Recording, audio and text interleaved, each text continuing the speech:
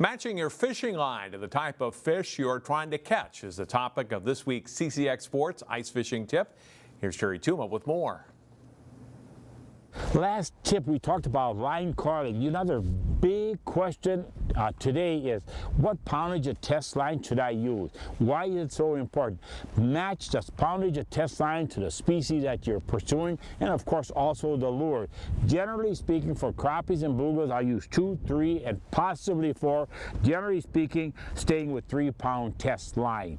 And do try to use a line that stretches somewhat. However, you can use a braided line like micro ice, and this has no stretch, but this is again where we need that soft tip rod, many times a little bit longer rod to absorb the shock. You know, the line does not fight the fish, the rod fights the fish.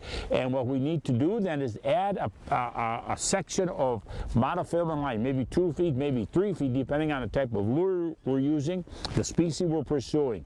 And then also the other question that's asked, how about colored line? Generally speaking, stay away from colored line. Your fluorescent lines, your chartreuses, your oranges, fish do see it. So try to stay with your smoke colors, your grays, your browns, your greens, and that's going to be the most beneficial for you. And do consider using a line that does stretch. Now, fluorocarbon becoming extremely popular, has some stretch factor, not a lot. Here again, depending on the situation, you may want to add a monoliter. Just give it a try.